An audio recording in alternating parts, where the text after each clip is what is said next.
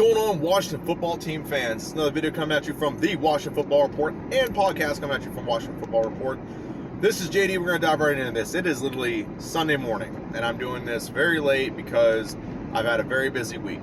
However, I'm still going to do it, and I'm probably going to do also a Tua Tagovailoa reaction about that news.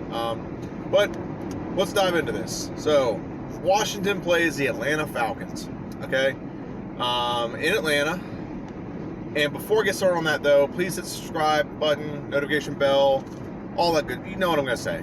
Comment, leave stuff down below. It helps the algorithm. It makes it show up in more people's searches when they search for Washington football team content.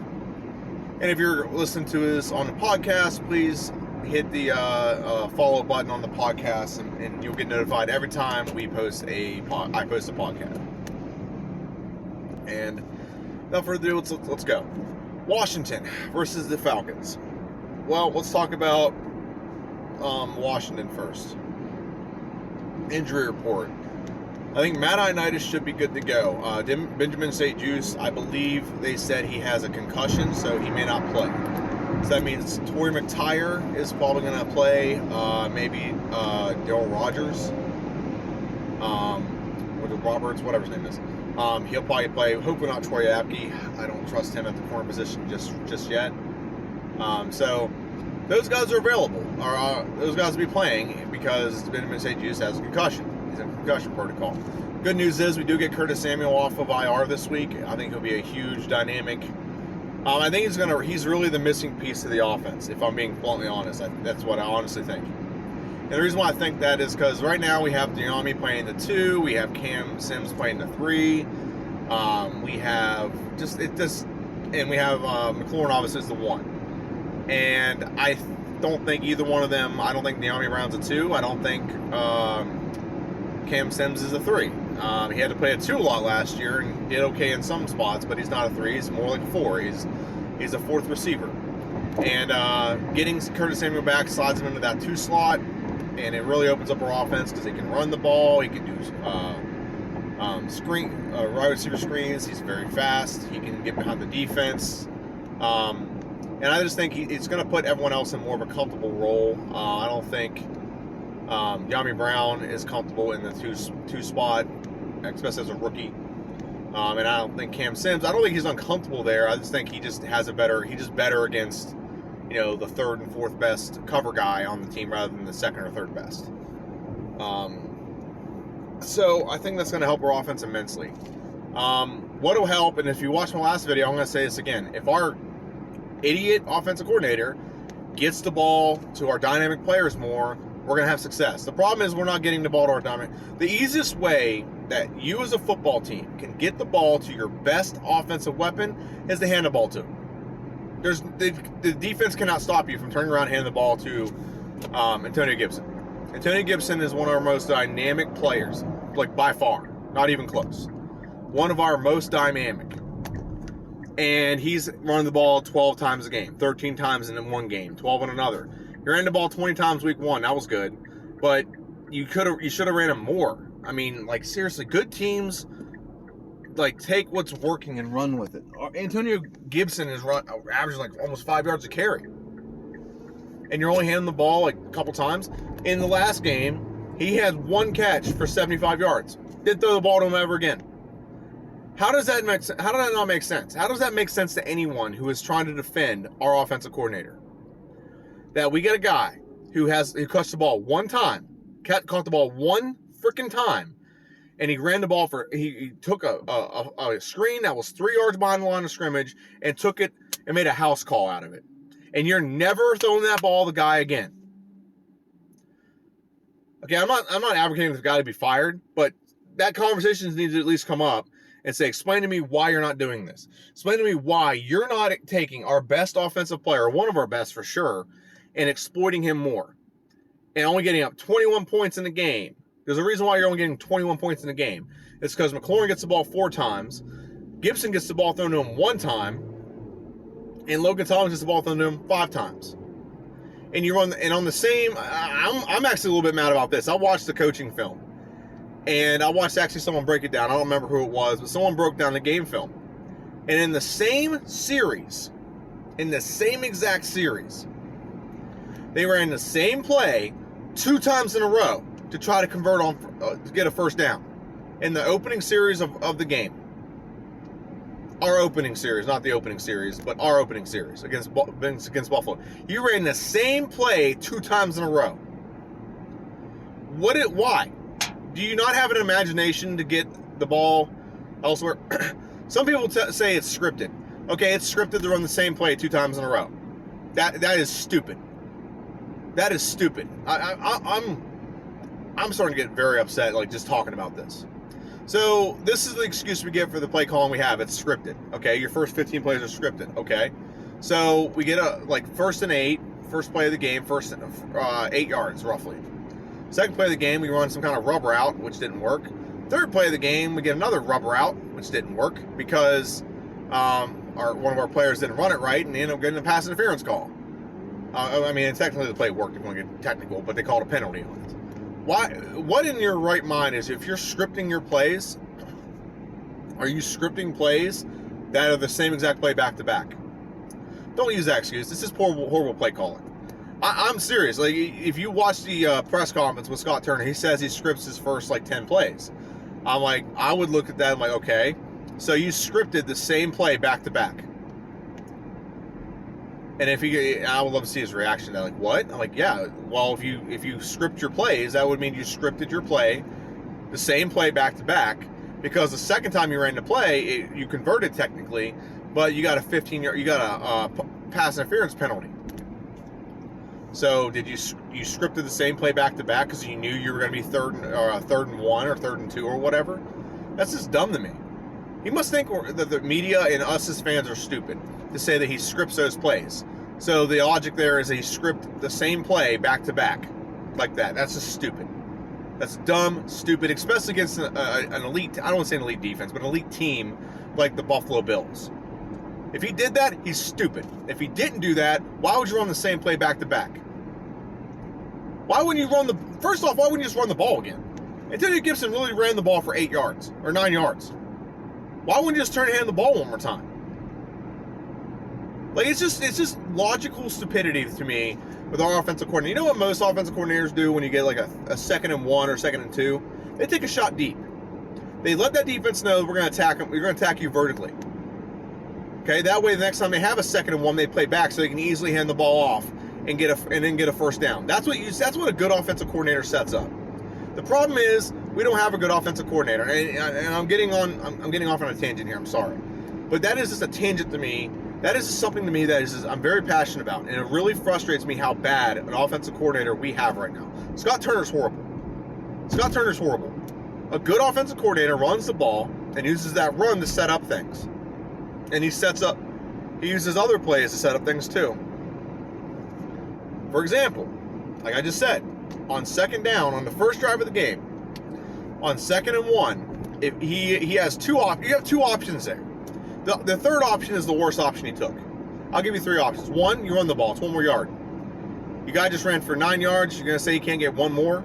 Okay, you gotta make the other team know make them feel you early. So you run the ball down their throat, get that first down, and they know they're not going to get a 3 and out. That's momentum to you. Second option, you take a shot deep.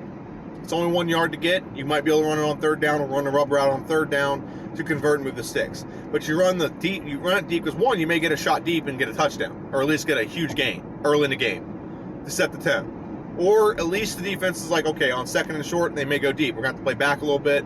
We're going to try this again next time.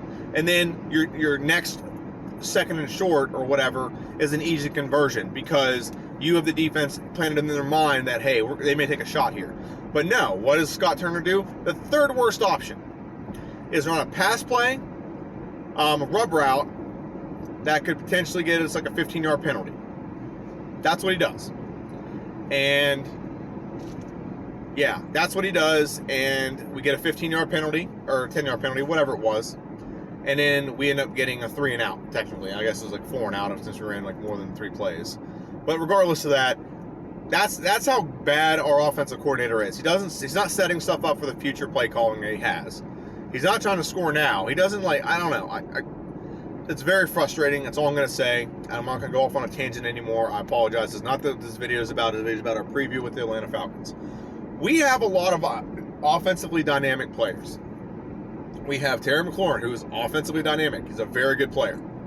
We have Antonio Gibson. Okay? We have Curtis Samuel, is offensively dynamic. We have Logan Thomas, who's not dynamic, but he's a good offensive player. We have talent across the board. And I actually like Taylor Heineke. I think Taylor Heineke he's not even close to the reason why we lost the game against the Bills. And I haven't talked about the defense yet. But I think our offense, if they establish the run, they get Gibson about 20 total touches. I think that's a good number.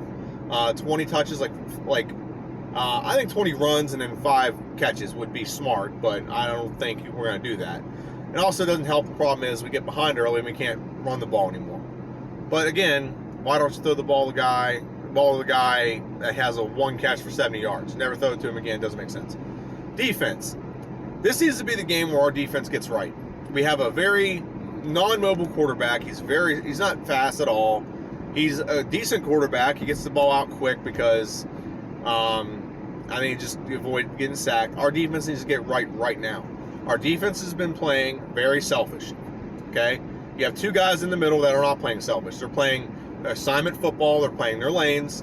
And you have our 2 guys in the end are trying to get glory rather than get a win, and trying to get the sack on their own without playing their lanes. In the last game, if you watch my last video, if I get enough requests for it, I'll do a game film breakdown. I can kind of do a game film breakdown without breaking the YouTube rules here when it comes to the rules on using game film footage that you don't own. I now have the ability to put my face in it, my camera in it, and I can switch the angle of the film so it's backwards or whatever. And I can just do it now. It's just I found a way to make it done easier, which I can do. If anyone wants to see it, but if no one wants to see it, I'm not going to waste my time. But however, and then you can kind of understand more about what I'm talking about, where our defensive ends are playing selfish.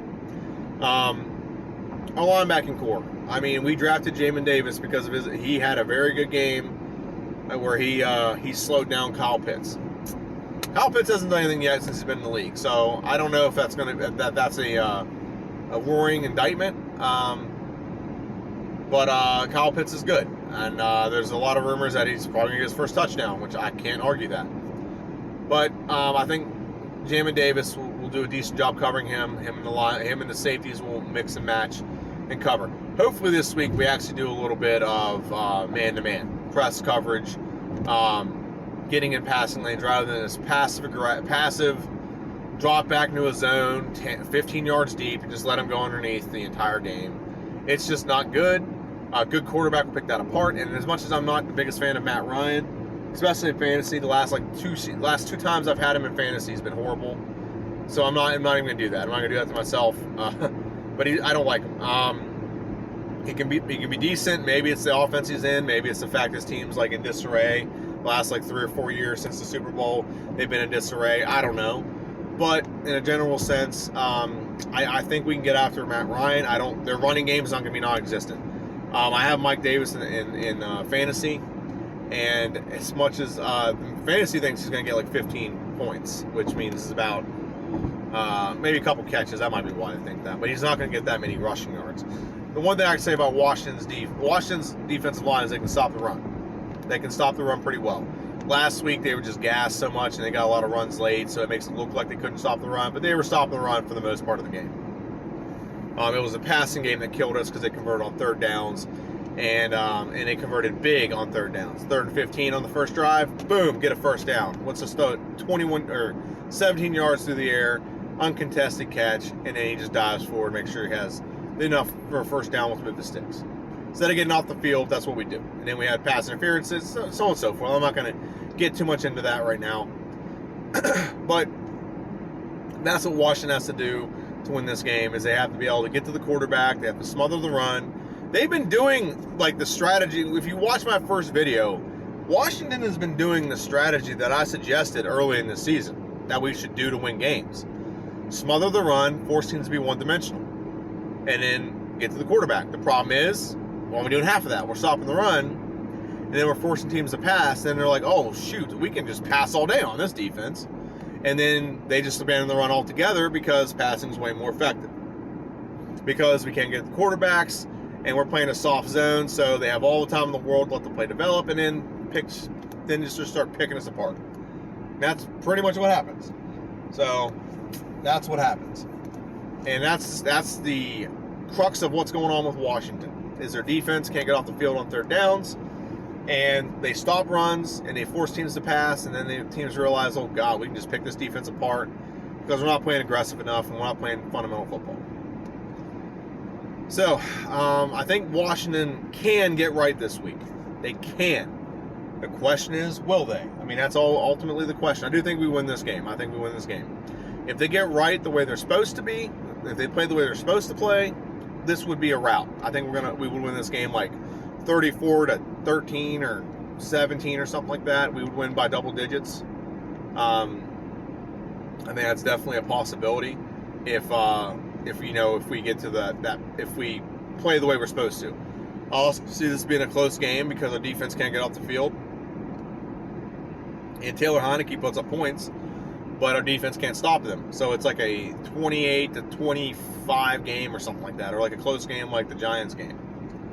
So that's definitely a possibility. And I think Washington can get right and get the 2-2. That's definitely possible. I think they need to. I think this is. I don't want to say it's a must-win because, actually, I will say it's a must-win. The reason why it's a must-win is because we have some juggernauts coming up. We have the Saints, which I don't think the Saints are like a juggernaut. They just got a really good defense, and their offense is pretty good. So you got the Saints coming up. We have Green Bay Packers coming up. We have the Chiefs coming up. Is it 49ers? Buccaneers. The Buccaneers are coming up.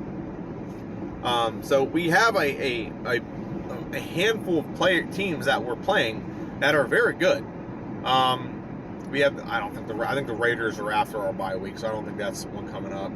What's one I'm missing? I know I'm missing one other one. Broncos are coming up. I think that one's before our bye week though. So we have some juggernauts. Like the Saints are not bad. Good defense, and Jameis Winston can score. He's inconsistent, but he can score if our defense isn't playing well. And then you're looking at the Green Bay Packers. Aaron Rodgers is Aaron Rodgers, man. We happen to have a pretty good track record against him, to be honest with you, over the last few years, except in the playoffs. But again, he's Aaron Rodgers, and he can easily show up and drop 4 touchdowns on us, 300 passing yards, and dominate the game. He can definitely do that, especially if we're not getting to him. And then then you have the Chiefs. The Chiefs ain't exactly playing well right now. But I think we can get to the quarterback. I think we can slow the run game down. The problem is, can we stop their passing game?